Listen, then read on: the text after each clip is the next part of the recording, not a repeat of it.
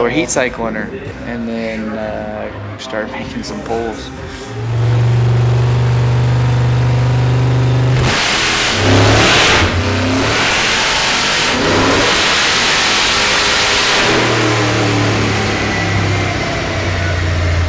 Bunch of shit on the lens. Ah man. Ah man. Yeah! Let's go, baby. Well, today's gonna be an interesting day. Just got done dumping a bunch of VP purple drink, 110 in her. And we're off to the Dyno, boys. No, you're off to the Dyno. Yeah. Yeah. I ain't going nowhere near that. Me, Kev, Troy. The shark is out sunbathing right now. We're gonna go make some noise, so wish us luck.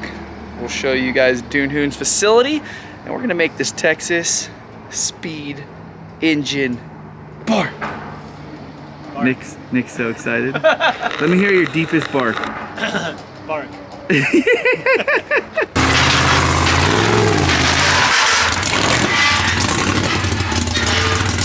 What a beautiful view and a beautiful gentleman.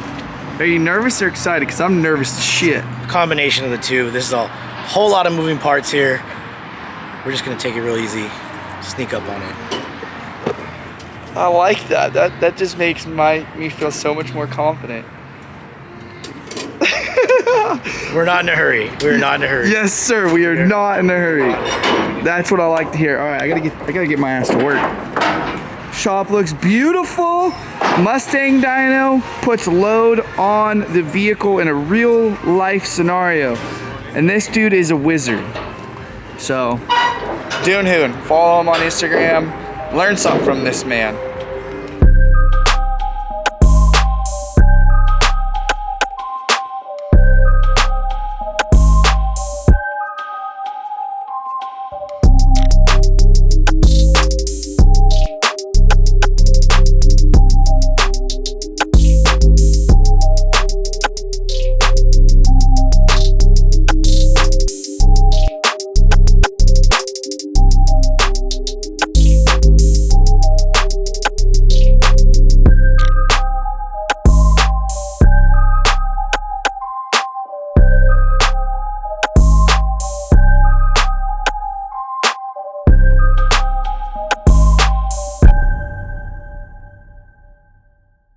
So basically what we're doing right now is we are calibrating the Rife sensors and making sure the inputs for the Holley ECU are corresponding with our sensors and the inputs into the computer. There's also different resistance and other calibrations that are different for different sensors in these Rife sensors, which you can see here in the transmission. One here. Oil. One hanging off. Bow. There's another one here. Boom. And another one off of the back of the engine. Right there. Upside down and all. Upside down and all, right there. So those can monitor both temperature and pressure all in one sensor, so you're not having sensors everywhere. And it's kind of nice to know both oil temp and pressure, coolant temp and pressure. And the transmission where it's at, we're only going to use the temperature, but it's nice to have the same sensors for the whole system, pretty much. The one that goes into the water for the head, though, has a different thread pitch than the other ones, which are 8th NPT. They're imprinting all this into Holley EFI. It's tight. Dude, I'm learning so much, but I'm not going to try and do it without him. Getting the data, or you have to add some custom channels for some cooler shit. Cooler shit? Cooler shit. It's cooler than stock. There's a lot more stuff cooler than stock. So once you know how to do this, it's pretty easy for someone like you, huh? I'm just fumbling through. I don't even know what I'm doing. Tight. That's reassuring. Good call. What? Are you doing the same, cowboy? Yeah. Tight. Yeah. That's why I drink these 20-ounce Red Bulls. And to be honest, that's what I do most of the time too. What's that thing called? It's an IAC. IAC. It's stepper IC. So if we change this, Like punches out. and that's opening up. That's giving us airflow. What's the purpose behind that? So we can idle. Cold starts, bud. Cold start idle. Yeah. And then once it gets up to a certain operating temperature, it'll, We want that all the way closed. once it's When operating I temperature. count It's like a choke zero. almost. Huh? Not like a choke or same concept or what? The choke we do, that's fuel. This is air. Oh. The way a choke works is we're using a bypass circuit to add more fuel. We do that with coolant enrichment here. This is why you are the wizard. I don't even know what I'm doing. half the time. I'm That's just not guessing. even an application that comes from Magnuson. That's an additional support that you Yeah, we threw in wanted there. that thing to cold start right off the trailer. We don't want this looking like it's barely working when you show up in the cold. That happened yesterday. So we'll get that. There probably needs a little more fuel. I mean, we just had a startup tune in there. Yes, sir. All right, we'll keep you updated. We're just checking everything off the list, going through the waves, making sure the shit's tight, and everything's working before we hook this. Choked. Before we hook it up on the dyno and start actually spinning these tires and breaking it in. Full break in today. What happened there? I stepped down off the 40-inch tire and had to stretch really far. I must be gaining some weight because these used to be like one of my nicest pairs of pants. However, today I created this and I created this from activities. Nice little idle. Right there. Leave it right there. Well, he changed a few settings because off of his bass tune that he threw in it, so we could get it on the trailer. We upped the idle. What do you want the idle to We'll be? keep messing with that, and we're gonna watch it warm up, and then we just set it until the IEC counts are at 0 once it's warm. But we gotta watch it warm up, make sure everything's flowing. You said it didn't feel like it was flowing properly. Yeah, so that's what he's controlling because, again, these don't have a sensor to where it'll let idle air sensor, where it'll let air bypass the throttle body to allow it to warm up. Once it warms up, that valve that we showed you earlier that he was adjusting is going to close, and then everything will be dictated straight off the throttle body. No extra air, it'll be warm. As we're starting it and cycling this thing, we are also making sure that our transmission's full because we had to fill up the whole cooler, the underdrive, and all the lines. So it sucked it down more than what we anticipated when we originally did it, and this will be about our third or fourth time checking it. We just want to make sure it's right because there's a lot of valuable components that need to have the juice. Map sensor's not reading. We unplugged it, plugged it back in, we're getting readings. However, the map sensor could potentially be a faulty map sensor. That's going to basically measure the air intake pressure. So, you want me to blow on it? Suck on it? Gotta suck on it, really? Yeah, that thing is not moving. Okay, that doesn't work. You can leave it. All right, let's. Just doing it for fun now. Yeah, You see that, dude? all the suction. What, dude? I'm nervous. I'm trying to have fun. You guys are making fun of me? Don't act like you never... I don't gotta act. I just never sucked on a map sensor before. Yeah, you never sucked on a map sensor before? Uh, Wait until your car is not working. You'll suck on anything. that part's true. Well, God damn, dude. You guys always make me feel so awkward and comfortable. That plug is really good on there. Jesus criminies. Who designs these things? It's a good seal. Damn good seal. No, different. 4. Dude. Name. Is that something Chevrolet would have? I'm gonna go cross-reference everything. Would it be maybe that part number? No, that's their part number. Alright, we'll try to find another part number and get you guys back up. Okay, appreciate it. Thank you. Oh, we're fixing some shit. It's time to pump some iron. Give me 20. 20. Yeah, 20. What else is under here, dude? Oh, this is the storage. Oh, is it hot? Yeah, it's hot. I remember this from the last time we It's 101. tuned. Feel it. Oh man, that's nice. And then you just pop this open, you can see the ocean, huh? Yep. That's nice. That's nice. We're getting a little sidetracked here. We're building anticipation while fixing and waiting for parts. We're building muscles. We have the TV over here for movies. This is probably where we'll be sitting later. So we'll be in the horsepower lounge here hanging out. Like it? I think so.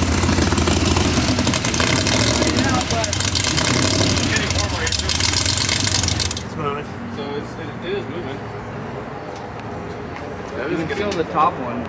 Yeah, it's definitely, it's warm here too. It's coming out. We had an air bubble. We had a big air A bubble. bigger air bubble.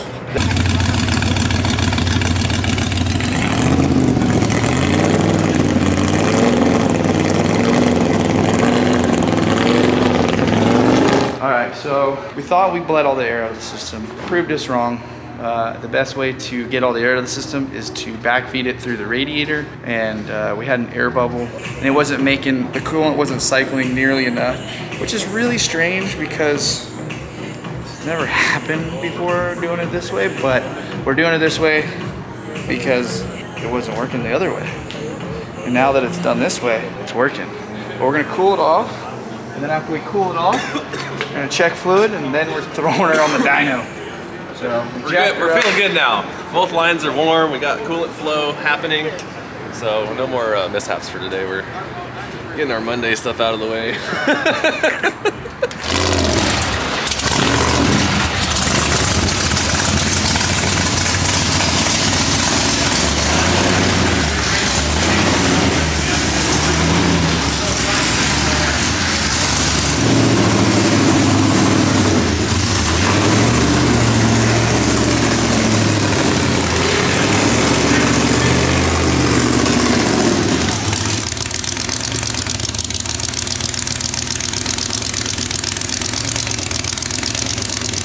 We got fire extinguishers on each side. Shout out to Safecraft for the fire extinguishers, because I don't have the flame out system set up in here yet. And we also have our fire extinguisher blankets. The water pump might not be healthy enough. It's got to flow all the way back here, up, and then all the way back. You said your buddy had a badass pump in his, no? Yeah. Oh, I'll ask what you got. Dude, our buddy fucking Danny, though, he runs a stock ass GM radiator in his truck and just beats the shit out of it in piss mode, like runs the piss out of it and never gets hot. You think you're still airing it? We weren't having it. You're right. We weren't having a ton of heat come out of those fans. So the motor's 212. The line coming when it off- was hot as fuck, dude. Right, but the heat coming out of the radiator, you almost can't touch it when the motor's that hot. Should we just try, instead of letting it pump everything through the fucking steam ports, should we try capping them and just see what happens? That's not. I mean, it's an easy trial there. Steam port. That fucking thing is a goddamn squirt gun. Yeah, but it's squirting like a squirt gun amount of fucking water, though. It's not like. But I mean, it could be just enough to not have enough pressure to push through the big shit. All that volume all the way back there. If we have to pump those off, then we need a new water pump. That's fair, but I mean, just to try and get as much flow as we can through the radiator in the meantime, knowing that it's bled.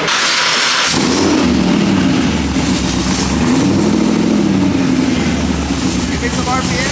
I got this.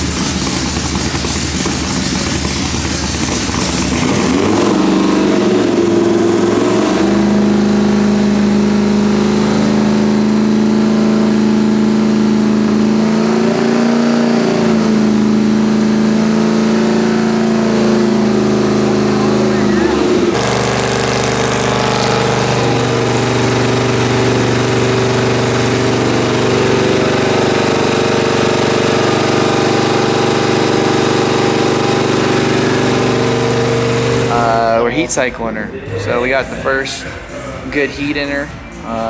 With the tires spinning about 50 miles an hour. And we're gonna do the same thing a couple times just to break everything in since everything is new, and then start making some pulls. But everything else is so far tight and right, so that's a plus after a few hurdles. How you feeling about it, DuneHoon? I'm feeling confident, actually. Everything's starting to fall in the line. This tune from something similar is pretty close, so we can get there quick. And that's really what sucks is when you're doing everything at one time and it's all fresh, you just got to make sure everything works. So Blake's right, we're trying to get everything warmed up, heat cycled, and then move on. We want to make sure the transmission works. You get some oil flowing through the rear end. I mean, there's a lot of bearings all in this whole thing that haven't seen any heat cycles, so we'll slowly get there, and then we'll lean on a little more. Just got to slowly but surely. We don't want to hurt this thing. It's We got a lot of expensive shit invested into this car. We don't want to fuck anything up.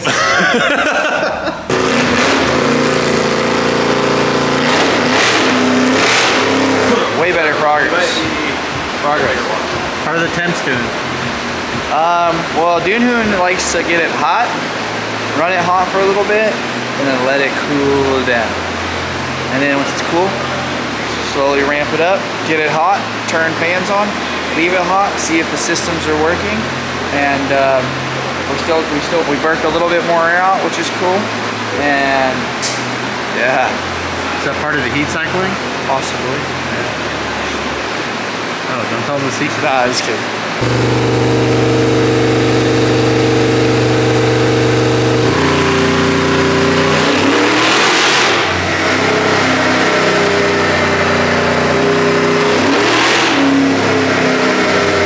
What are we doing right now? What are we doing? Well, what we just did with the coolant line, instead of having the steam port come back into the reservoir tank, which also feeds the line back into the engine like other applications have, that was kind of allowing some of the hot water that was coming out of the top of the steam ports to fill the reservoir and heat the engine up a lot faster. So we capped that knowing that there's no steam in the system, and our cooling temperatures dropped significantly. So he was able to really wrap it out and allow that thing to breathe. And now he's checking the regulator and pressures of the regulator and all that good stuff, just to verify some certain things. As you know, he's getting into the boost. He wants to see fuel pressure stay consistent. So he's adjusting the regulator, and we just got a really good, probably 4-minute heat cycle in. So we got 5 heat cycles so far. And Fern just showed up with some barbecue with semi-world famous Fern.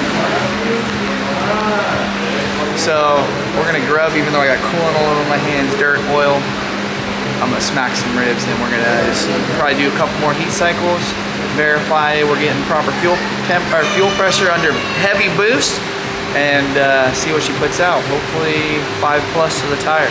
We were shooting for higher, but so far from a couple pulls, he's only seeing about 8 pounds of boost, but we haven't got all the way into the RPMs and really laid into it. So hoping for about 10 pounds, 560.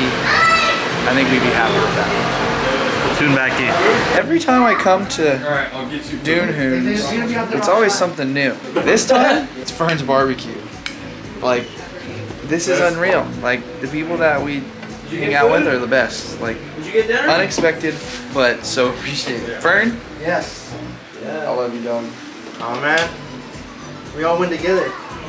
Dude, this is a win. Right here. Let me try one of these little smoky weenies. Dude, Fern, whoa, bro, this is way too overkill, bro. Says the guy who built a TT in his house. I mean, like, I told you when I first got around you guys, I don't know how to work on cars, but I know a little bit how to cook. So when the time comes, I'd say that's point proven. We got these little things. These are earplugs. Fern came through with earplugs and food because we're all blown out right now. I'm probably talking loud because I still got one in. Oh yeah, there we go. Now I'm talking loud. yeah, we're gonna fire some GoPros up and make these tires go to about 125-ish with the load on it, and see what kind of numbers we pull. You excited? This is the time when I get nervous. These times. These are the Everything nervous else is times. easy until this. We've had it Parts go really, really fast. really. So we're fast. about a party, is what you're saying. Yeah, we're about to party. This is my type of party, though. Good food, good friends, and trophy trucks hauling horsepower. Yeah. Burning gas and hauling ass. Even if it's on a dyno, it's just, yeah.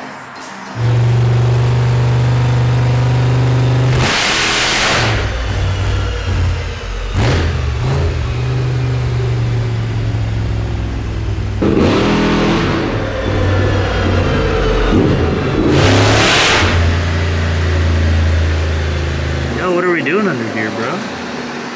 We're checking a fuel filter now. Nice. Just what's up?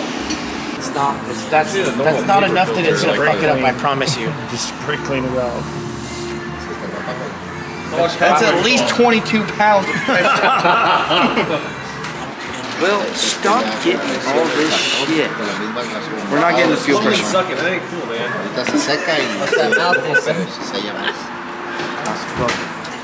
Is it on right with the flow? Yes. I gotta ask. Are you blowing to the right end? You're supposed to suck out that one. 30. Phew, I'm breaking sweat.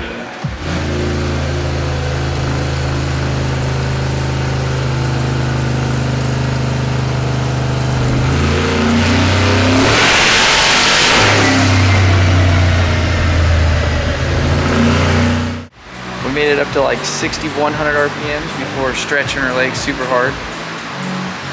Made 639 foot-pounds of torque, which is monstrous. And then it made what is it? 573 horsepower. Just things are gonna be a beast. I'm scared. Nah, I'm ready. Did we go do burnouts yet? I don't even know if the brakes stop it yet. We barely brought the brakes, but. So right now he's going back and looking through the data of all the systems. He can lay all of them over or look at them individually to see where every system that's been measured through the ECU is recorded in data log. So he's seeing where it starts making torque, where it falls off, air fuel ratios, fuel pressure, the whole 9 yards. He's fine combing it right now. Just sick. That's how we're gonna get this thing to live, hopefully.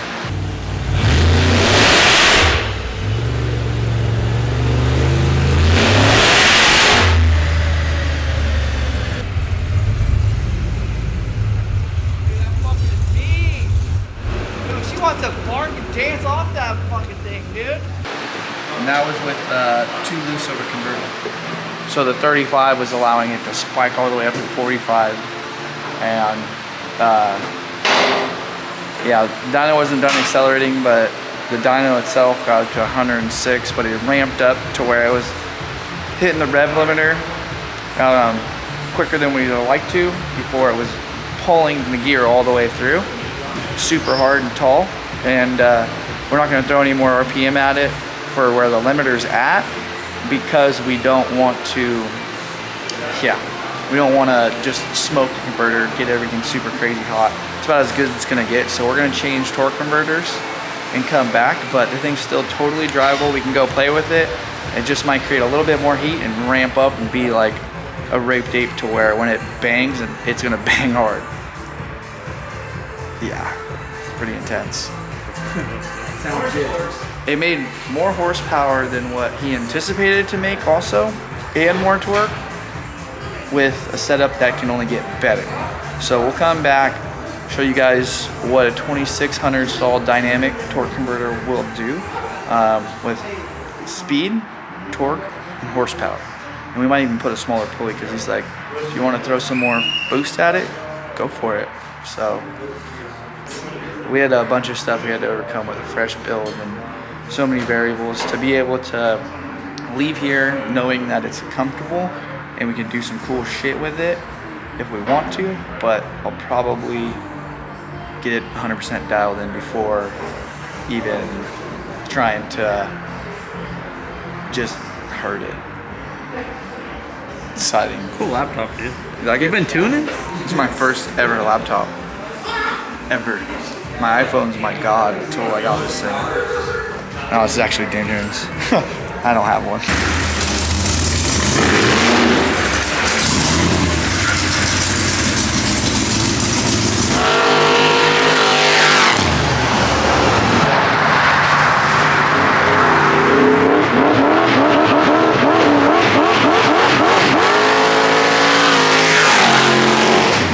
Recap. Holy shit.